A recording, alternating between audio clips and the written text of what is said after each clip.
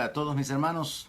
Una vez más, un día más que el Señor nos ha regalado, donde ha renovado su misericordia sobre nosotros y donde tenemos la oportunidad de experimentar su favor y darle a Él la gloria y las gracias por todos sus beneficios en nuestra vida.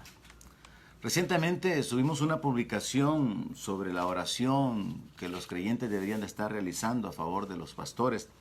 Y quiero recordarles, es muy importante que todos los miembros de las diferentes iglesias locales continúen orando por el respaldo de Dios, la guianza de Dios, la ayuda de Dios y la manifestación de Dios en las diferentes áreas de la familia pastoral, de aquellos que están presidiendo y dirigiendo sus vidas. Siempre he puesto como ejemplo que el apóstol Pablo es quien pide oración. Él, siendo el gran apóstol establecido por Dios para ministrar a los gentiles, él pide a los creyentes que oren, que pidan a Dios su respaldo para poder hablar la palabra como conviene, que pidan a Dios su intervención para ser librado cuando esté en la cárcel. Él depende mucho de la oración de los creyentes. Así que quiero comenzar recordándoles esa instrucción a todos los miembros de la Iglesia Centro Cristiano de Fe y a cualquier hermano de cualquier congregación para que pueda tomar un tiempo constantemente o diariamente para poder interceder por los pastores. Y es que hay grandes presiones espirituales sobre la vida de los líderes, las cuales no se comprenden, no se conocen, y por eso es que es tan importante que siempre haya gente alrededor de los líderes, alrededor de los pastores, ayudándoles como líderes, alrededor de los líderes, apoyándoles en su ministerio, así como Aarón y Hur estaban levantando los brazos de Moisés. En esta ocasión quiero compartir una palabra que hemos discutido ya en alguna reunión con pastores para tratar de animarles, pero también aplicarla a la vida de cada uno de los miembros de las diferentes congregaciones que habrán de tomarse el tiempo para poder escudriñar juntamente con nosotros la palabra de Dios. Y es que quiero tomar como ejemplo lo que le sucedió al profeta Elías, según el capítulo 19 del libro de Reyes. Recientemente estuve compartiendo acerca de tomar el control de nuestras emociones, tener el dominio en nuestra alma, y le hablé acerca de algunas bases bíblicas por las cuales nosotros ya no tendríamos que sucumbir ante la aflicción, ante la angustia, ante los padecimientos internos causados por las presiones externas. Quiero ahondar en esta ocasión y compartir bajo el tema victoria sobre el desánimo. Originalmente tenía como tema victoria sobre la depresión y sí quiero cubrirlo. Pero quiero desde ya aclarar que mi intención es que esto sea un mensaje de ánimo para mis hermanos pastores y también para cada uno de los miembros del cuerpo de Cristo, que no solamente por la situación que estamos viviendo ahora, sino que por cuestiones matrimoniales, familiares, problemas con hijos, circunstancias muy personales ajenas a lo que nos ha obligado a permanecer encerrados, los puedan mantener en una etapa que ya ha durado meses, probablemente quizás un par de años o más, de vivir en ese desánimo. Así que vamos a ocupar lo que sucedió en el libro de Reyes capítulo 19 para descubrir qué es lo que no tenemos que hacer y qué es lo que tenemos que hacer para poder levantarnos en victoria sobre el desánimo o en victoria sobre la depresión. Y quiero hablar acerca de la depresión no solamente bajo el enfoque médico, sino la depresión que cualquier ser humano puede experimentar en cualquier circunstancia de su vida. Cuando las emociones negativas se incrementan, se juntan y causan un estado de ánimo donde la tristeza, la ira, la frustración, la melancolía, culpa, angustia, limitan la capacidad de disfrutar la vida. Bajan aún el rendimiento o la capacidad de producir de las personas. Limita la actividad habitual y en el peor de los casos lleva a la gente hasta esos pensamientos de suicidio, que fue lo que le compartía en la sesión anterior, que era algo similar a lo que experimentó Elías cuando él deseó morirse. Así que vamos a detenernos. Capítulo 19 del primer libro de Reyes. Comienzo en el verso 3, después de la amenaza que la reina de Israel hace en contra de Elías, Jezabel. Dice la escritura que cuando Elías vio el peligro, se levantó y se fue para salvar su vida. Y vino a Berseba, que está en Judá, y dejó allí su criado. Preste atención, lo primero que hace Elías de una manera incorrecta. Y él se fue por el desierto un día de camino, y vino y se sentó debajo de un enebro, y deseando morirse dijo: basta ya, oh Jehová, quítame la vida, pues no soy yo mejor que mis padres. Aquí hay dos errores más, no los he mencionado. Y echándose debajo del enebro, se quedó dormido, resultado del desánimo en el cual él se encontraba. Y he aquí luego un ángel le tocó y le dijo: levántate, come. Oremos y que el Señor nos ayude para entender su palabra. Padre, gracias. Gracias te doy por un día más de vida. Gracias por renovar tu misericordia, por mostrar tu fidelidad, tu cuidado, tu bondad. Gracias, Señor, en el nombre de Jesús, por mostrar que tú eres fiel a tu palabra, por sostenernos, por sustentarnos, por guardar nuestras vidas y por ayudarnos, por enviar socorro.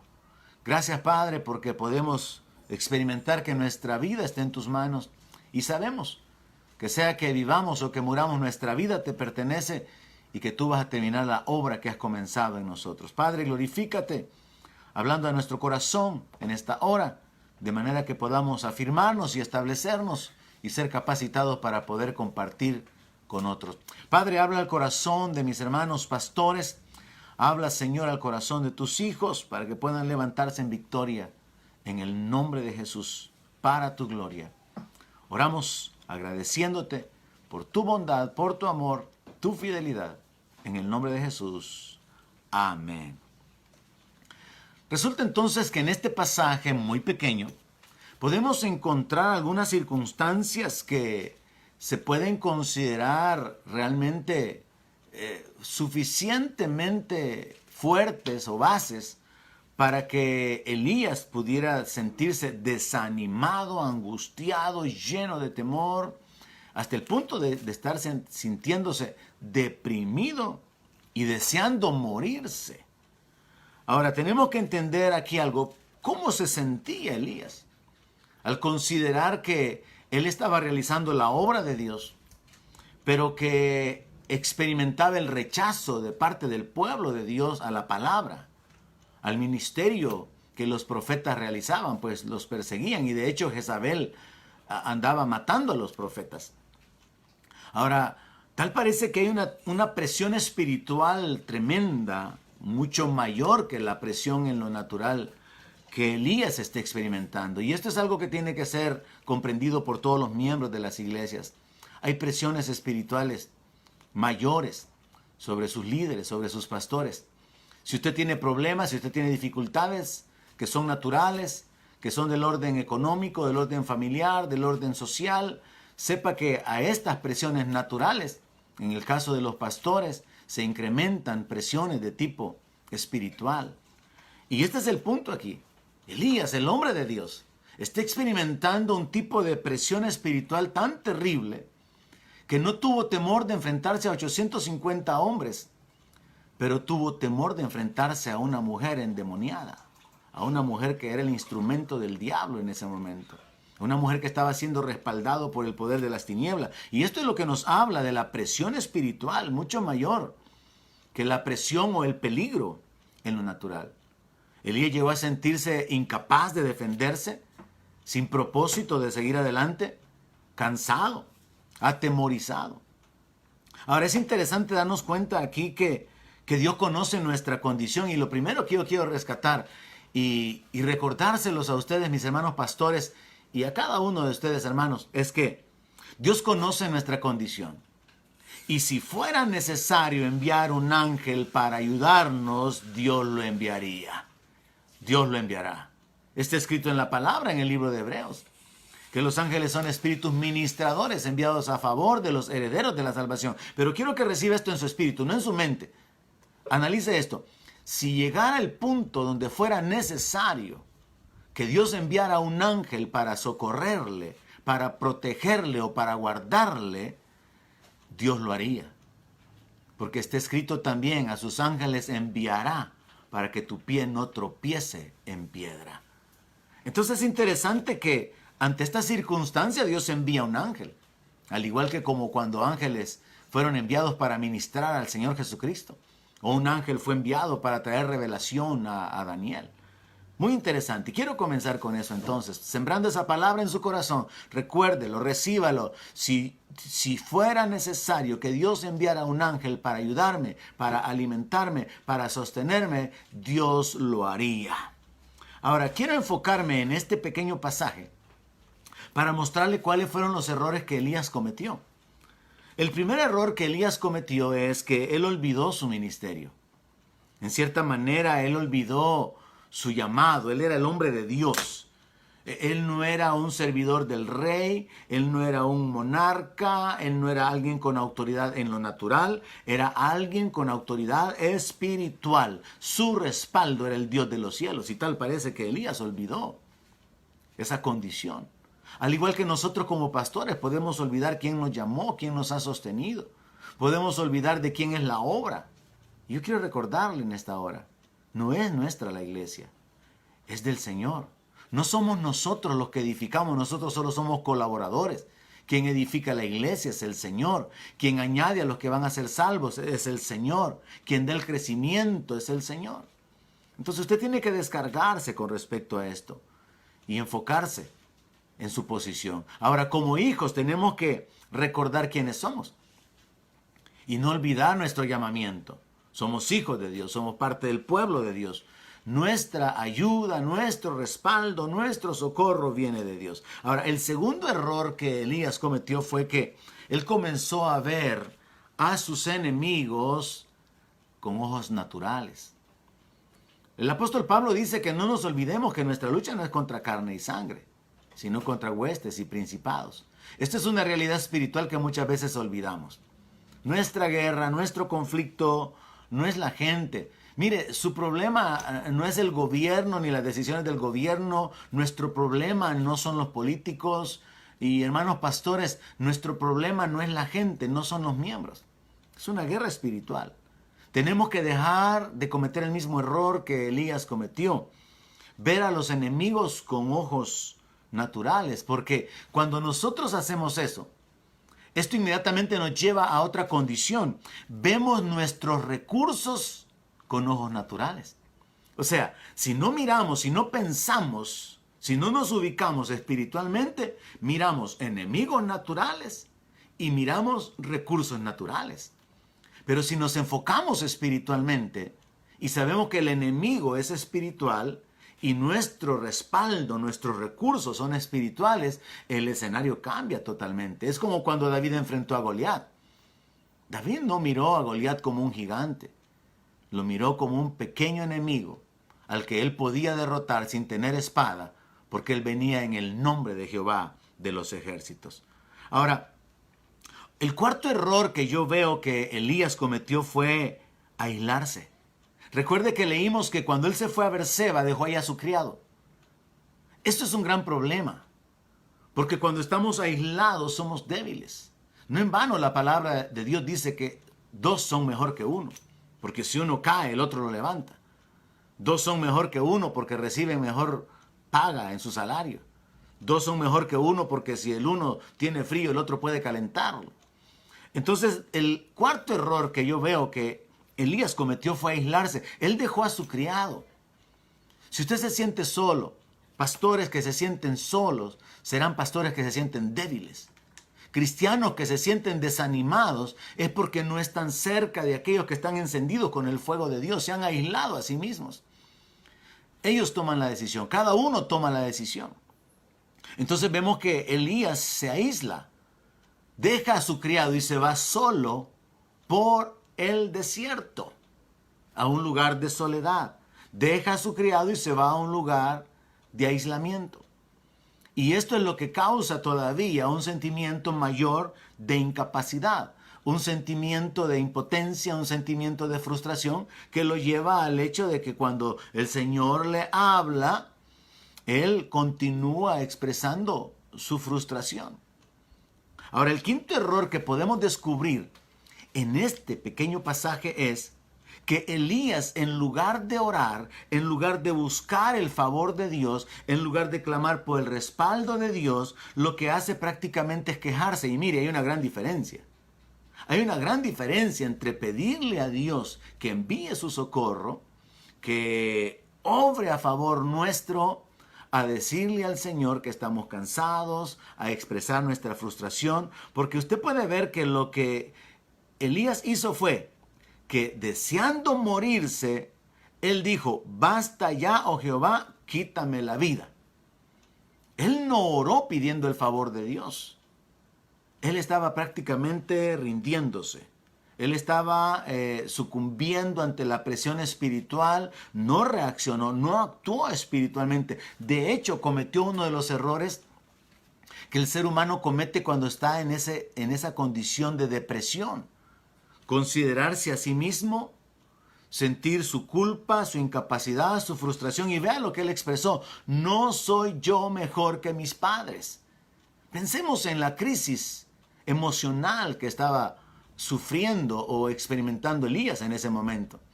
Él dijo, yo no tengo razones, no hay en mí cualidades que me hagan mejor que mis padres para poder estar en la condición de ser el profeta, el hombre de Dios, el vocero de Dios. No soy digno de estar aquí.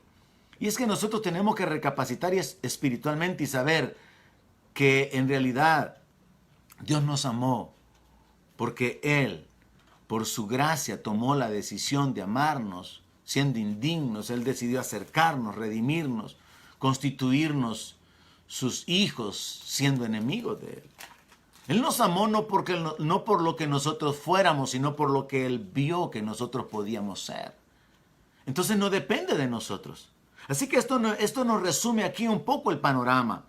Y es que el error o los errores de Elías fueron que él no actuó espiritualmente y él no buscó a Dios. En el verso 6 dice que entonces él miró, ya cuando apareció por ahí el ángel que le tocó para despertarle y le dijo que comiera, y ahí había a su cabecera una torta cocida sobre las ascuas y una vasija de agua, y comió y bebió y volvió a dormirse. A mí me resulta sumamente interesante el hecho de que él pudiera despertarse, pudiera ver que había un fuego encendido, y yo no sé cómo, con qué instrumentos, con qué utensilios, pero allí había una torta que había sido cocida sobre las brasas o sobre las llamas. Y había una vasija de agua. Y un ángel fue quien trajo todo eso. Y él comió y bebió y se volvió a dormir. ¿Será posible que el profeta estaba tan acostumbrado a experiencias sobrenaturales que él mira que hay una provisión sobrenatural, pero no reacciona? Y yo creo que sí es posible. Sí es posible que nosotros como cristianos olvidemos milagros de sanidad que recibimos hace tiempo, milagros de protección, milagros de provisión, y entonces vivimos el hoy sin el recuerdo como lo hizo David, o contrario a lo que hizo David, que él sí recordaba la ayuda de Dios en contra del león y en contra del oso. Pero nosotros podemos llegar a ese punto de adormecimiento espiritual donde podemos estar experimentando el favor de Dios, ver la gracia de Dios y no valorarla. Podemos estar desanimados por los problemas matrimoniales o por circunstancias económicas y no estar valorando la salud. Cuando hay gente que tiene muchísimo dinero, pero con todo el dinero que tienen, no pueden recuperar la salud. Hay mucha gente que puede estar en una condición totalmente contraria. El problema no es el dinero, el problema no es la falta de alimentos, sino que el problema es que no pueden digerir los alimentos, a pesar de que tienen abundancia. Entonces nosotros podemos caer en el error de no valorar lo que tenemos. Nos despertamos cada día con nuevas fuerzas, nos despertamos en una nueva oportunidad de crecer, de conocer más de Dios, de ser útiles de alguna manera, de beneficiar a otros de alguna manera, pero puede ser que no lo reconozcamos. Resulta que Elías se vuelve a dormir. Y volviendo el ángel de Jehová la segunda vez lo toca y le dice, levántate, come, porque el largo camino te resta. Como compartí en la sesión anterior, mientras nosotros podemos estar pensando en morir y que todo se acabó y que aquí terminó esto, Dios todavía tiene planes. Y está escrito. Dice el Señor que así como los cielos son más altos que la tierra, sus pensamientos son más altos que los nuestros. Y Él tiene pensamientos de paz y de bien para nosotros. ¿Sabe cuál es el problema? Que no nos sintonizamos con esos pensamientos por no orar, por no llenarnos de la palabra de Dios. Y eso fue lo que Elías no hizo, no buscó a Dios. Así que el ángel tiene que volverlo a despertar, come y bebe, y dice que fortalecido con aquella comida caminó 40 días y 40 noches hasta Horeb. Yo pensaba hace algunos días, meditando en escribir las bases, bosquejos sobre alguna meditación relacionada con este tiempo que hemos estado encerrados. Pensaba yo en el tiempo que la gente pasó con Noé en el arca. ¿Cuántos días con los animales? Pensaba en el tiempo de Elías. Pensaba en el tiempo de Israel en el desierto. Y pensaba en estas etapas difíciles.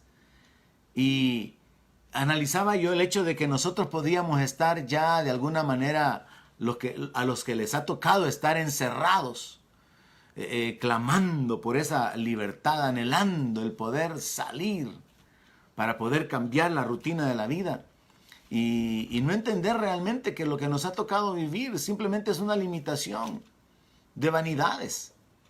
Es una limitación de aspectos superficiales de la vida. La vida no consiste en el ir y venir y en el comprar y en el tener. El Señor Jesús habló claramente sobre esto. Ahora imagínense que hubieran sido 40 días de ayuno, 40 días sin comer, 40 días en el desierto, 40 días sin la compañía de nadie, 40 días sin hablar con nadie. Ahora el caso es que Elías estaba fortalecido con una sola comida espiritual. Y es que Dios da fuerzas al que no tiene ningunas. Y él puede encaminarse entonces hasta Horeb, el monte de Dios. Ahora, esto nos habla históricamente de haber caminado en 40 días aproximadamente 8 kilómetros cada día. Porque al final Elías recorrió 320 kilómetros en 40 días. Unas 200 millas. 320 kilómetros. Se atraviesa el país desde una frontera hasta la otra y todavía nos vamos de paso hasta el otro país, hasta Honduras. Y esto sucedió en ese estado emocional, en esa condición en la cual Elías se encontraba, donde no veía futuro para su ministerio. Quizás algunos pastores están siendo cargados en este momento pensando, bueno, ¿y si se me está acumulando la deuda del pago del local? Y la gente no está dando y la gente no tiene los recursos para hacerlo. ¿Y cómo vamos a hacer para salir adelante si antes aún estábamos con dificultades? Viene una presión, vienen pensamientos, vienen análisis humanos y ahí es donde tenemos que evitar caer en el error de pensar con la mente natural, de mirar con los ojos naturales y de saber que Dios puede fortalecernos, Dios puede manifestarse y que lo que tenemos que hacer es depender de Dios. Ahora entonces vemos a Elías que se está encaminando al monte de Dios, lo que antes no hizo. Lo que él no hizo fue buscar el respaldo de Dios, buscar la presencia de Dios, sino huir. Ahora él se encamina al monte de Dios, pero ¿qué es lo que hace?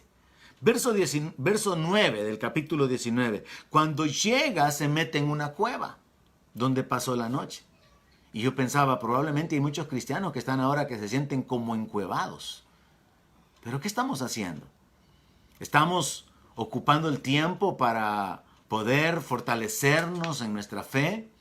¿O estamos ocupando el tiempo simplemente para poder, sin vivir el presente, enfocarnos en qué vamos a hacer más adelante y caer en esa trampa de la presión psicológica? Mire, fue Elías el que se metió en la cueva. Es usted el que decide meterse en la cueva. Se supone que tenía que ir a Horeb, al monte de Dios. Se supone que este sería un buen tiempo para poder buscar de la presencia de Dios, clamar por el respaldo de Dios, el poder de Dios, poner en las manos de Dios todas aquellas situaciones que definitivamente usted y yo no podemos cambiar, pero que Dios puede hacer. Pero en lugar de meternos en la presencia de Dios, podemos simplemente estar en la cueva. Y por eso yo prediqué, una de mis primeras predicaciones fue que había que redimir el tiempo, que había que usarlo con sabiduría. La Biblia dice que hay tiempo para todo. Y ahora vivimos en el tiempo de abstenerse de abrazar. Hay tiempo para todo, según la palabra. Este tendría que ser un tiempo de buscar la presencia de Dios. Este sería un tiempo de arrepentimiento, sería un tiempo de volverse a Dios, sería un tiempo de ocuparlo para poder compartir con nuestros familiares, nuestros amigos, la palabra de Dios, el mensaje de que el reino se ha acercado, que la palabra se está cumpliendo y llamarlos a que entreguen sus vidas al Señor. Es parte de la tarea que tendríamos que estar ocupados. Yo creo que ningún creyente debería de decir, como dicen los niños, es que estoy aburrido. Yo creo que hay cosas que como creyentes no tendrían que estar en nuestro vocabulario. Ningún creyente tendría que estar deprimido. Ningún creyente tendría que tener presión alta. Si es que vivimos por la palabra, tenemos que aprender a echar nuestra ansiedad sobre Él. Tenemos que aprender a poner nuestra mente, nuestros ojos en las cosas espirituales, confiar en la palabra, porque está escrito, tú guardarás en completa paz a aquel cuyo pensamiento en ti persevera. Hay claves en la palabra que pueden afectar radicalmente nuestra vida. Pues bien, Elías fue y se metió en la cueva. Yo espero que si usted se había metido en la cueva, salga de ahí y busque la presencia de Dios. Dice que ahí pasó la noche y entonces vino a él la palabra de Dios y le dijo, ¿y qué haces aquí, Elías? Y él respondió, he sentido un vivo celo por Jehová, Dios de los ejércitos. No tiene sentido esta respuesta. Lo correcto era que Elías le dijera, Señor, estoy huyendo. Y tú lo sabes, tengo miedo. Y esto es lo que tenemos que hacer, amados hermanos, pastores. Ir delante de Dios y decirle, Señor, estoy frustrado, estoy decepcionado, siento que no estoy llevando o dando el fruto que debería, yo no sé qué hacer. Deberíamos de ser sinceros delante de Dios y echar nuestra carga. Y no simplemente evadir la pregunta con una declaración que al final no deja de tener una falta de sinceridad. Elías le dice, yo he sentido un vivo celo por Jehová de los ejércitos, porque los hijos de Israel han dejado tu pacto, han derribado tus altares, han matado a espada a tus profetas, y solo yo he quedado y me buscan para quitarme la vida. Yo veo que Elías no fue muy sincero, y esto es clave en nuestro crecimiento, en nuestro desarrollo y en el recibir el respaldo de Dios. Ahora, pastores, es importante que reciban también esta palabra. No podemos cargarnos personalmente por la reacción del pueblo de Dios. Usted es responsable de tener cuidado de usted mismo y de la doctrina. Pero usted no es responsable de cómo la gente reaccione ante la doctrina. Usted no es responsable de la vida de la gente. Usted no es responsable si la gente no ama la palabra. Usted no es responsable si la gente no ama a Dios. Ese no es su problema.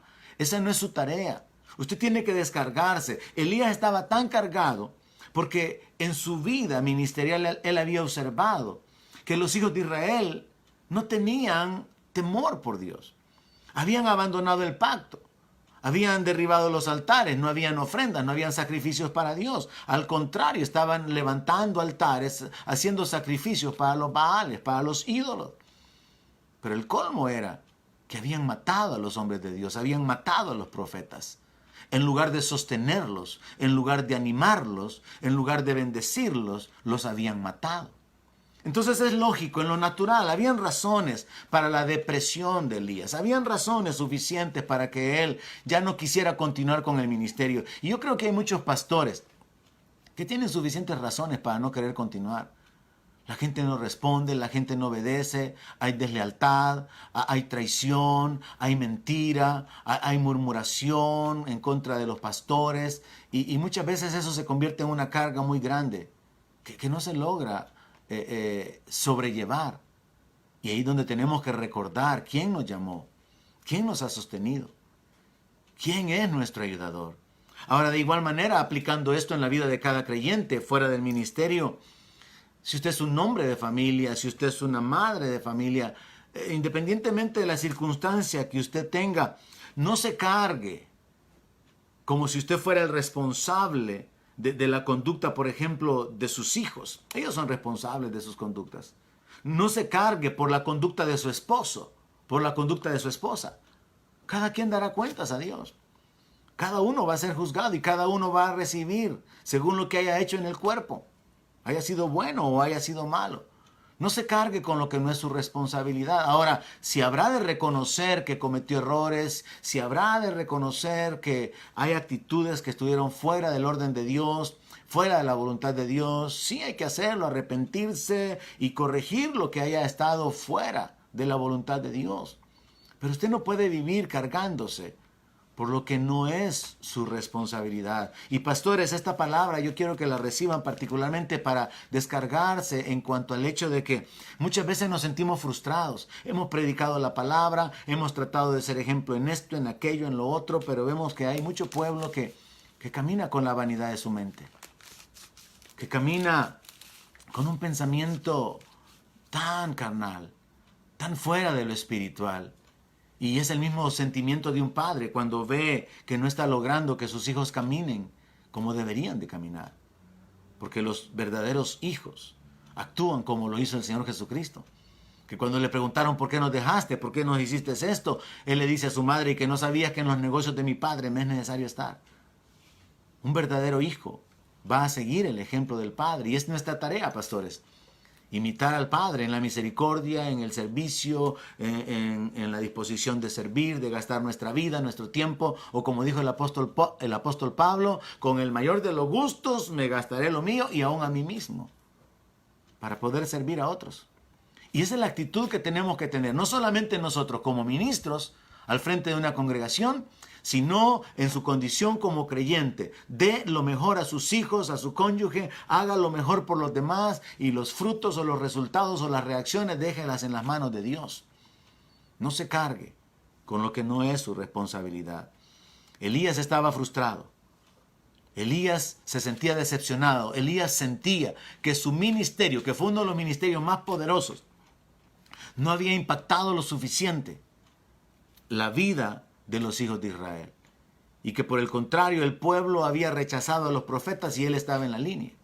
Ahora, en este tiempo no necesariamente la gente está asesinando a los hombres de Dios, pero el mundo los está liquidando espiritualmente. No sé cuántos se dan cuenta de cuántos señalamientos, acusaciones, maldiciones y juicios se escriben en contra de los pastores. Cuántas críticas y cuántas ofensas se levantan para acusarlos de ladrones, acusarlos de sinvergüenzas. Y como el apóstol Pablo dijo, nos tienen como engañadores, pero somos veraces. Sí, es cierto, hay lobos vestidos de ovejas, no vamos a negarlo. He predicado sobre eso también ya en varias ocasiones. Es una realidad. El trigo y la cizaña crecen juntos, pero sobre los pastores cae todavía esa carga de ser señalado por la gente, por los inconversos y aún por creyentes, por personas resentidas o por personas que no han entendido la guerra espiritual en la que nos encontramos. Sí, la gente no está matando a los pastores, no hay persecución en contra de los pastores, pero no están siendo alimentados, no están siendo sostenidos, muchos. Hay muchos pastores que tienen que ocuparse, como dicen algunos amigos en Estados Unidos, tenemos lo que se llama una condición bivocacional. Tenemos que trabajar y tenemos que atender a la iglesia. Y yo realmente reconozco el doble honor que aquellos que están haciendo ese trabajo merecen, porque no solamente tienen que ocuparse de su familia y procurar ser productivos para poder proveer para su casa, sino que juntamente con eso están llevando la carga de ser líderes para poder guiar, para poder afectar la vida de otras personas. Y eso realmente es digno de honor. Y Dios traerá la recompensa. Y por eso bendigo a cada uno de mis hermanos pastores que viven en esa condición. Y exhorto a los hermanos miembros de las diferentes iglesias locales que vean este mensaje a que, como dice la palabra, acuérdense de sus pastores. En todo momento, en toda circunstancia. No lo digo por este momento, ni siquiera lo digo por mí, como el apóstol Pablo también lo dijo. No es que me haga falta nada. Pablo dijo, no es que busque dádivas, sino que busco fruto. Lo digo en términos generales, porque este mensaje va a permanecer aquí por mucho tiempo. Así que vemos acá todo el panorama en el cual Elías se siente frustrado y hay muchas razones para que él lo experimente, para que él se sienta de esa manera. Era verdad, a él lo querían matar. Ahora en el verso 11 Dios trata con él y le dice, sal fuera. Mire, tenemos que salir de la cueva, tenemos que salir del encierro natural para buscar la presencia de Dios. Dios le dice, sal fuera y ponte en el monte delante de Jehová. Hermanos, tomemos este tiempo no para estar encerrados porque el gobierno lo ha ordenado. Tomemos este tiempo para ponernos delante de Dios, para interceder por familiares inconversos, para interceder por aquellos que se han vuelto atrás, para interceder por aquellos que están perseverando y que Dios les sostenga, que Dios les fortalezca, que Dios les ayude. Para pedirle a Dios que se revele, nos dé sabiduría, nos dé entendimiento, nos dé visión espiritual y nos capacite para salir de esta etapa con fuerzas renovadas y con un respaldo y una unción que nos permita ver a la iglesia creciendo y extenderse. Es necesario salir de la cueva y pararnos delante de Dios, porque ahí es donde vamos a ver la manifestación de Dios. Dice aquí que cuando el Señor le dice esto, sucede que el Señor Jehová pasaba delante de Elías y un grande, oiga esto, un grande y poderoso viento que rompía los montes. ¿Puede usted imaginarse eso? Si a veces uno comienza a sospechar que la tormenta viene cuando comienzan a sonar las láminas, cuando los árboles comienzan a moverse. Ahora imagínese usted un poderoso viento que rompía los montes y quebraba las peñas. Y Elías está parado delante de esa manifestación gloriosa de Dios. Dios le está mostrando su poder. Dios le está mostrando que Él sigue siendo Dios. Pero interesante la declaración. Pero Jehová no estaba en el viento. Y tras el viento un terremoto. ¿Se imagina usted eso? Una sacudida terrible. Un terremoto. Pero Jehová no estaba en el terremoto. Y tras el terremoto un fuego. Tremendas manifestaciones delante del hombre de Dios, delante del profeta de Dios. Dios le está mostrando su poder a Elías. Dios le está recordando a Elías quién es Dios. Y resulta que después del fuego que pasa delante de Elías, un silbo apacible, un viento suave, un sonido suave y delicado. Y cuando Elías lo oye, cubre su rostro con su manto. Y sale, se pone a la puerta de la cueva. O sea que no había terminado de salir de la cueva ni siquiera. Se coloca en la boca de la cueva, en la puerta de la cueva. Y entonces viene la voz de Dios diciéndole, ¿qué es lo que haces aquí? Después de toda esa manifestación de Dios, de una manera tremenda, Dios le vuelve a hacer la misma pregunta. ¿Y qué haces aquí? ¿Sabe? Yo creo que tendríamos que reflexionar, no solamente nosotros como ministros, sino cada hijo de Dios. ¿Qué estás haciendo? ¿Qué estás haciendo aquí? Esperando que pase la cuarentena. ¿Qué haces aquí? Esperando que me llamen del trabajo. ¿Qué haces aquí? Lo que normalmente hacía, porque mi trabajo antes lo hacía fuera, pero ahora lo hago dentro de la casa. No, profundicemos en esto. ¿Qué estamos haciendo? ¿Qué haces aquí? ¿Por qué estamos como estamos? ¿Qué es lo que estamos haciendo? ¿Qué es lo que ha cambiado en nuestra vida? Esta etapa, ¿cómo la vamos a recordar en el pasado? ¿Como una etapa de preparación, de crecimiento o simplemente una etapa de estar escondidos? ¿Qué haces aquí? Pastor, ¿qué estás haciendo? ¿Está usted creciendo? ¿Está usted desarrollando una mayor relación con Dios, creciendo en el conocimiento de Dios, preparando materiales? ¿Está usted fortaleciendo su comunión con Dios? ¿Está usted corrigiendo lo que estaba mal?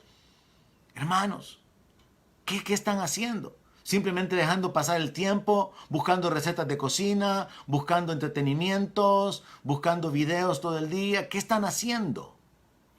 ¿Qué es lo que estamos haciendo? Es algo que vamos a recordar en el futuro. Y esa es una pregunta sumamente importante. Ahora resulta que Elías responde lo mismo.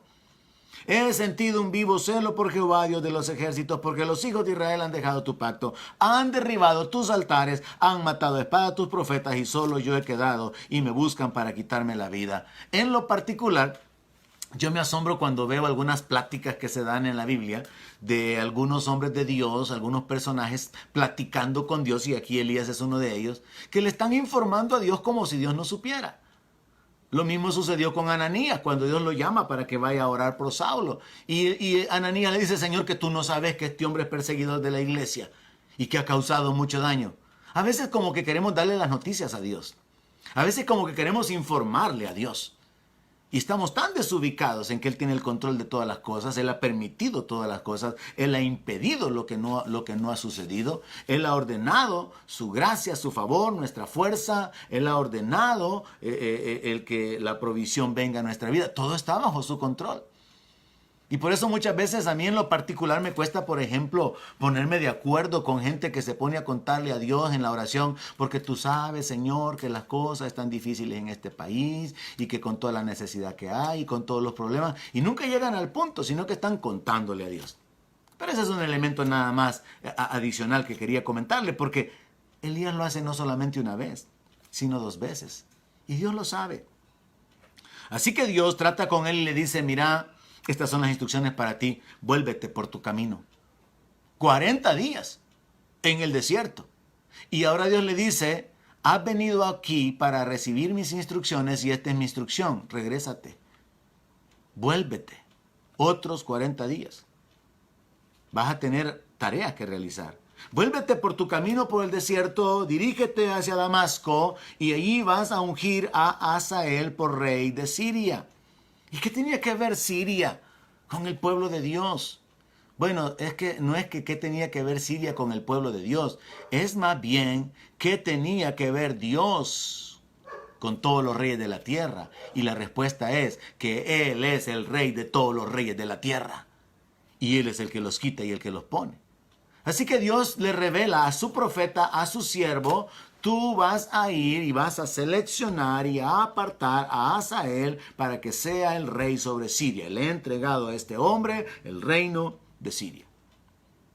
Mostrando así otra área del dominio, de la autoridad y del control que le pertenece a Dios. Algo que ni siquiera Elías sospechaba en ese punto de la historia.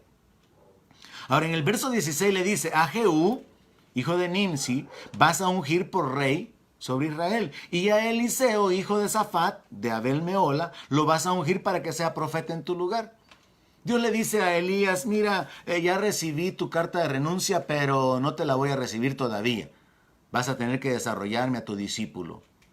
Hay alguien que todavía necesita ser entrenado, ser instruido. Y esto nos habla acerca de tener propósito. Dios le dice que el que escape de la espada de Hazael, Jehú lo va a matar, y el que escape de la espada de Jehú, Eliseo lo va a matar. Verso 18, y yo haré que queden en Israel 7,000 cuyas rodillas no se doblaron ante Baal y cuyas bocas no lo besaron. Aquí es donde yo encuentro, hermano, algunas claves para poder salir de la depresión, para poder salir del desánimo. No importa cuál sea la condición en la que usted se encuentra. Si usted cometió pecados, la Biblia dice que Dios es fiel y justo para perdonarnos. Si nosotros nos confesamos nuestro pecado, Él es fiel y justo para perdonarnos y limpiarnos de toda maldad. Si usted se equivocó, si usted falló, si usted no cumplió con su posición, con sus responsabilidades, mientras hay vida hay esperanza y todavía podemos tratar de actuar responsablemente en corregir lo que tengamos que corregir. Pero no podemos vivir atados al pasado, ni frustrados, ni llevando la responsabilidad o la culpa, porque nuestra culpa es quitada de parte de Dios. Ahora, la salida de la depresión comienza con algunos pasos que yo quiero numerarlos de esta forma. Número 1 sería reenfocarse espiritualmente. A Elías Dios le dice, bueno, tú eres mi hombre, tú eres mi siervo y yo tengo una tarea para ti. Regrésate y te vas a encargar de realizar 3 ungimientos. En ese momento, Elías es reenfocado de su condición de peligro, de su condición de una persona rechazada, de una persona no valorada, y Dios le hace que se reenfoque en la utilidad y en el servicio que Él va a brindarle. Hermanos pastores, aquí es donde tenemos que enfocarnos. No en la gente que no responde, ni siquiera en la gente que ya respondió, ni siquiera en el fruto que ya tuvimos, sino en el fruto que está por delante, la obra que todavía tenemos que realizar. Y aquí es donde cada creyente tiene que enfocarse, no en su pasado, en sus fracasos, en los errores, en los problemas, como ya dije, matrimoniales, económicos, lo que sea, sino en lo que está por delante que usted puede hacer, siendo un instrumento en las manos de Dios. Usted no ha terminado todavía su carrera, su llamado. Dios tiene un propósito para cada uno y seguramente habrán muchos de los que me están escuchando que recordarán esta palabra más adelante y se darán cuenta que era una realidad literal. Dios tenía planes para sus vidas cuando ustedes pensaron que todo se había terminado. Porque es así. Porque es Dios quien tiene el control absoluto. Y cuando nosotros nos reenfocamos espiritualmente y no miramos lo natural, no miramos las circunstancias, sino que nos enfocamos con un propósito, vamos a trabajar, vamos a esforzarnos y a alinearnos con ese propósito. Ahora, cuando yo veo que el Señor le habla a Elías de ungir a Eliseo como profeta en lugar suyo, yo pienso en lo que significaría dejar un legado, dejar una obra, dejar una herencia. Voy a decirlo de esta manera. Probablemente hayan muchos en la Congregación Centro Cristiano de Fe, hay unos cuantos que nunca han servido. Hay otros que han servido de una manera tan inconstante que su servicio no sé si se podría tomar en cuenta o no. Es el tiempo de reenfocarse espiritualmente y pensar, Dios me llamó con un propósito. Fui creado para la alabanza de su gloria. Soy visto por la palabra de Dios como pueblo de Dios, como sacerdote. Soy un ministro de Dios, soy un siervo de Dios. Tengo que servir al Dios de los cielos y buscar de qué manera servir. Dios no está honrado con que usted asistiera a la iglesia por años. Mire, Dios se lo dijo a Israel, hablando en términos generales del pueblo. Es poco para mí, le dijo, que seas por salvación para todas las tribus. Te di por luz a las naciones. ¿Sabe qué significa ese texto? Dios le está diciendo al pueblo de Israel, es que yo no estoy satisfecho con que ustedes alcancen a vivir bajo mi pacto, bajo mis promesas y reciban mis bendiciones. Yo quería que ustedes fueran una lámpara para todas las naciones y que el mundo supiera que servirme a mí causaría la bendición de cada nación que lo hiciera. Pero no lo han hecho, ni siquiera ellos retuvieron el pacto. De igual manera, aplicando eso a nuestra palabra, a nuestra vida, aplicando esa palabra a nuestra vida. Hermanos, es poco que nosotros retengamos el talento de nuestra salvación y que seamos salvos como por fuego. Dios nos ha dado el tiempo para negociar entre tanto que Él viene. ¿Qué está haciendo usted con sus talentos? ¿Qué talentos tiene usted enterrados? ¿Qué cualidades puede usted desarrollar que pueden servir para dejar un legado, para dejar una herencia? Y no estoy hablando simplemente de hijos de bien.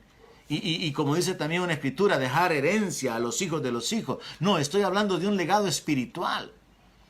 ¿Por qué va a ser recordado usted? ¿Por qué podría ser recordado usted en el futuro? Podría ser simplemente la formación de un nieto que va a convertirse en un ministro, una sierva de Dios. Pero hay algo, hay un legado que usted tiene que hacer. Hay que enfocarse espiritualmente. Así que número 1, reenfocarse espiritualmente y pensar en dejar un legado sería el número 2.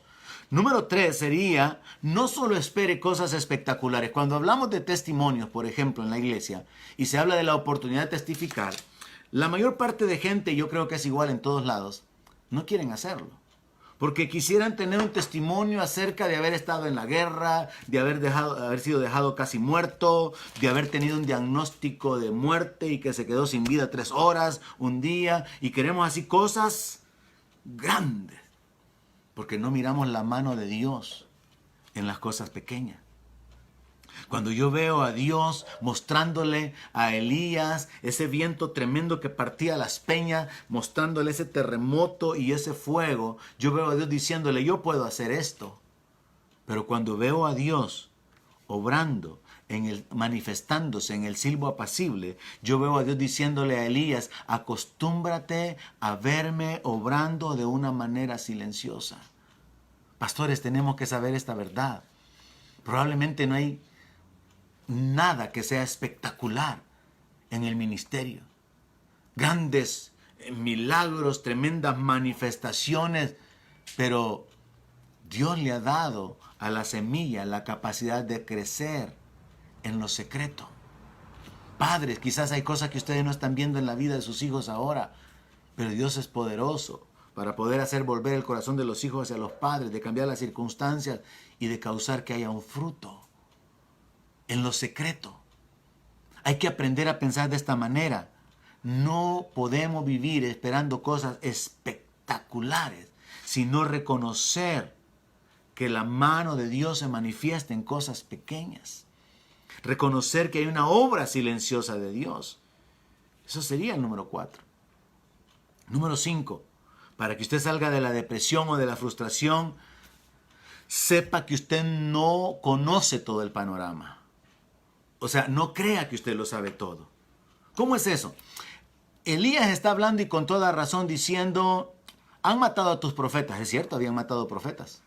Jezabel era la principal culpable. Y le dice, y me buscan a mí para matarme. Era cierto. Pero Elías no conocía toda la historia. Él conocía solamente parcialmente las cosas. Dios le está diciendo, mira, en realidad no has quedado solamente tú. Hay 7,000 que yo los he guardado. Porque hermanos, pastores, esta es una verdad que tiene que levantarnos o ayudarnos para cualquiera que se encuentre desanimado. Espiritualmente es parte de la salida, de la victoria sobre el desánimo. Dios está trabajando. Dios está haciendo cosas más grandes que las que nosotros estamos mirando. Elías pensaba que solo él había quedado y Dios le dice, yo haré que queden en Israel 7,000 cuyas rodillas no se doblaron. O sea que durante todo el tiempo el ministerio de Elías no se habían doblado. Y que a continuación del momento en que Dios está revelando a Elías, tampoco se van a doblar. Entonces Dios le está diciendo a Elías, estás equivocado. No has quedado solamente tú. Yo también estoy trabajando en lo secreto, en lo silencioso, en aquello que no es espectacular, no necesariamente haciendo que fuego caiga del cielo, no necesariamente deteniendo la lluvia y haciendo que vuelva a llover después de 3 años y medio, no. En lo secreto Dios está trabajando. Pastores, tomen ánimo en esta hora. Hermanos, cualquiera que sea su condición, su circunstancia, cobre ánimo, salga de la depresión, salga del desánimo. Dios está trabajando. Jesús lo dijo, mi Padre hasta ahora trabaja y yo trabajo, dijo el Señor. Dios está trabajando. Él le dijo a Elías entonces, yo voy a hacer que queden 7,000 rodillas que no se doblaron ante Baal y cuyas bocas no lo besaron. De igual manera, pastores, quizás ustedes puedan sentirse desanimados en cuanto a ver el fruto, la falta de crecimiento, antes de todas estas circunstancias que nos han causado la incapacidad o la imposibilidad de reunirnos como iglesia, y mientras esperamos que llegue ese momento de me alegré con los que me decían a la casa de Jehová iremos, mientras llegue ese momento, podemos examinar las circunstancias actuales, podemos sumarlas al tiempo que estábamos viviendo antes y decir, realmente me siento desanimado. Y sentir que el llamamiento no está siendo ejecutado, no está siendo cumplido, no hay fruto. Pero sepa, hermano, Dios está trabajando. Su responsabilidad es ser fiel, su responsabilidad es ser un vocero de Dios, su responsabilidad es predicar la palabra, el crecimiento depende de Dios, quienes van a ser salvos dependen de Dios, y la respuesta ante la predicación de la palabra, la respuesta ante la misericordia, el amor, la gracia recibida, es individual. Y lo único que podemos hacer, aparte de predicar y enseñar y mostrar con nuestro testimonio la vida que Dios quiere, es interceder por la gente.